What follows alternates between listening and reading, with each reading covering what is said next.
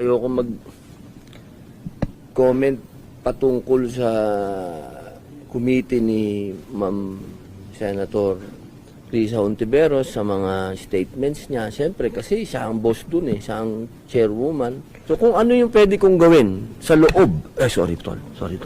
Sa loob ng procedure ng Senate, yun lang ang pwede kong gawin. Pero para ako ay tumayong abogado ni Pastor, hindi. Siyempre, ako'y nasa loob pa rin ng Senado. Senator Robin Padilla, binabawi na nga ba ang pagsuporta sa Kingdom of Jesus Christ leader na si Apollo Quiboloy? Matatandaan na umattend si Senator Padilla sa prayer rally bilang pagsuporta kay Quiboloy. Aniya ni Senator Padilla, hinding-hindi niya iiwan si Quiboloy dahil ang kaibigan ay kaibigan. Ngunit nitong mga nakaraang araw, sinabi ni Senator Robin Padilla na hindi niya pinagtatanggol si Quiboloy. Aniya, kailangan dumaan ito sa due process at hindi raw siya pwedeng makialam. Hindi raw siya maaaring makialam sa investigasyon ng komite na pinangungunahan ni Senator Risa Hontiveros. Ngunit nanindigan naman si Senator Padilla na pinag-iinitan si Quiboloy dahil sa kabi-kabila at sabay-sabay na investigasyong kinakaharap ngayon ni Quiboloy. Matatandaan na nahaharap si Quiboloy sa mga alegasyon sa SMNI at pang-aabuso umano niya sa mga miyembro ng Kingdom of Jesus Christ. Ayoko mag-comment patungkol sa committee ni Ma'am Senator Risa Hontiveros sa mga statements niya. Siyempre, kasi siya ang boss dun siya ang chairwoman. Pero siguro bilang member niya, ang hihilingin ko lang, at sinabi ko naman dun sa privilege speech ko, tsaka dun sa letter, na yung due process, bigay natin kay Pastor Quiboloy. Isa na dyan yung show cause order. Magpapasalamat naman tayo sa sulat na natanggap namin na inilabas ni Senator Risa Hontiveros. Nandun din nakapirma si Senate President. So lahat naman ito, ang magandang balita doon, dumadaan doon sa procedure na nakalagay sa Senate procedure, di ba? Yung akin lang, mahirap lang yung mga statement, kasi pag nabigay ka ng statement, sasabihin mo, itong dahilan na to, nabasa ko yun Pagka sinabing medical, hindi tatanggapin. Kapag sinabing security, meron naman yung mga pwede bang sabihin ng isang magbibigay ng show cause order, parang sinabi mo na hindi ito katanggap-tanggap, parang nawawala yung due process. So sana marinig muna natin. Humihingi tayo, sumulat tayo uli sa chairwoman na sana mapagbigyan tayo na marinig natin kung ano yung sasabihin ng partido ni Pastor Quiboloy. Sana magsagawa pa ng isang hearing para marinig natin. Kasi pagka puro statement, yung amin lang, sana gusto namin sa hearing namin madinig para maging official.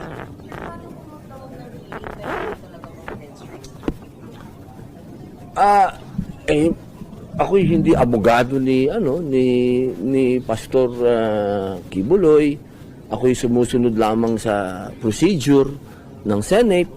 So kung ano yung pwede kong gawin sa loob, sorry tol. Sa loob ng procedure ng Senate, yun lang ang pwede kong gawin. Pero para ako ay tumayong abogado ni Pastor, hindi.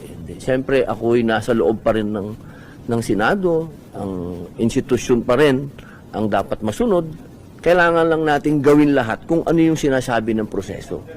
Kasi maganda din naman na naririnig ng taong bayan yung dalawang naratibo. Kasi yan demokrasya to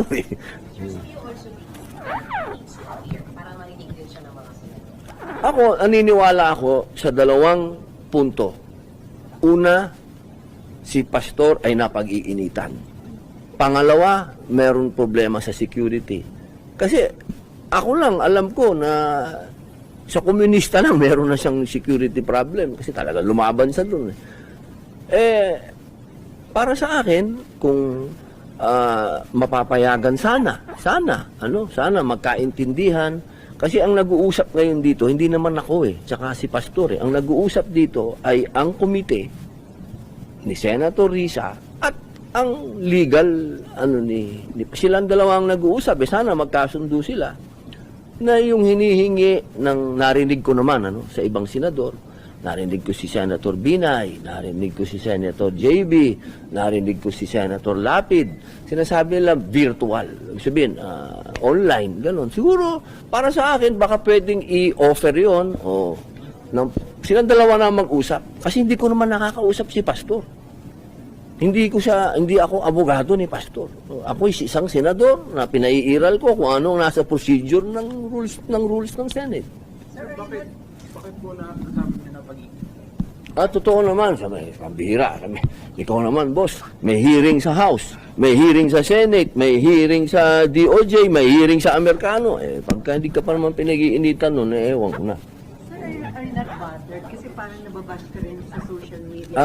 Dinidepensa niyo daw isang tao na inireklamo ng pang-aabuso o pag-rape ng... Hindi ko po siya, hindi lilinawin ko po, Iba po yung depensa. Trabaho po yan ng abogado niya. Hindi ko po ito pong ginagawa ko, ito ay demokrasya. Kailangan nating daanan ito. Para sa akin, itong taong ito, may karapatan siya ng due process. Yun lang naman. Kailangan siyang dumaan. Kung ano yung dinadaanan ng lahat, kailangan niyang daanan din. Hindi naman po pwede na wala pa tayong judgment na sino ang may kasalanan o kung sino ang may ginawa, kung sino ang nagsasabi ng totoo. Lahat tayo may judgment na. Sayang naman ng binabayad sa atin ng taong bayan. Kaya tayo nandito, proteksyonan ng demokrasya. Sir, you mentioned pinag-iinita. Okay. Before this thing happened, meron na siyang consistent. What can you say about that? Siyempre po, alam naman, Kaso na sa states, opo, hindi naman, ako din po, hindi ko po alam kung ano yung mga kaso na yan dahil hindi po ako abogado ni Pastor. Katulad po ng sinabi ko, ako'y nagsasalita, una bilang isang senador, pangalawa, itong taong ito, kasama ko ito, laban sa mga komunista. Kung kahit naman sino, sa palagay ko, nakilala mo yung tao, teka, kilala ko to kasama ko to na nakipaglaban sa komunista, sa mga alam naman natin, hindi naman kami nagsisinungaling, open naman yung mga ginawa namin, mapapanood naman ninyo, makikita din nyo yan si SMNI, magkasama talaga kami. Ngayon sa pagkakataong ito, nawala na si PRRD na lumaban din sa armed struggle. Itong tao ngayon dadaan sa ganito na hindi man lang ako magsasalita. Senador din naman ako. At nandun din naman ako sa loob ng committee na yon. Na dapat siguraduhin ko sa loob ng committee na yon ay umiiral lang due process. Wala akong hinihinging sobra dito. Lahat ito ng sinasabi ko nasa loob ng rules, nasa loob ng konstitusyon, due process. Sir, ito sa issue ng security, reserve officer kayo, pero bang wala kayong tiwala sa security forces natin na bigyan siya ng sapat na security na kahit saan siya magpunta ay magiging secure siya? Hindi naman po siya walang tiwala. Ang sinasabi kasi ng saligang batas, lahat ng Pilipino ay obligado tayong ipagtanggol ang ating bayan. Pag sinabi natin ipagtanggol ang ating bayan, hindi yung literal na sasabihin mo na kailangan mong pumunta doon sa battlefront ngayon. Limbawa, katulad ngayon, tara, punta tayo ng sabihin natin, nagkakagulong ngayon sa koridor. Tara na sa koridor, punta tayo doon. Hindi po ganun. Ang sinasabi ko, kung nasan tayo, katulad ngayon, nandito tayo sa Senado, magkaroon ng anuman, sabihin natin, gera man yan o kalamidad, huwag na tayo magdagdag pa ng problema sa national at sasabihin natin sa national, kaya tulungan nyo naman kami dito. Tutulungan na natin yung mga regular forces. Sasabihin natin sa regular forces, huwag nyo kaming intindihin dito sa Senado. Organisado kami dito, reserve force kami rito, kaya namin to. Ganun lang po ba? Kailangan kasi tulungan tayo. Para sa mga karagdagang kwento, huwag kalimutang mag-subscribe at i-hit mo na din ang notification bell para lagi kang updated sa aking mga bagong videos.